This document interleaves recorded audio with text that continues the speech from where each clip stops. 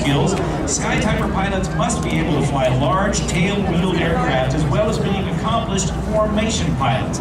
It's not always easy to find the right match, and the majority of the pilots here today are former Navy and Air Force pilots. That's the diamond formation. In the Navy, the number 1 aircraft is in the lead, the number 2 aircraft is in the right wing, the 3 aircraft is on the left wing, and the slot pilot is number 4.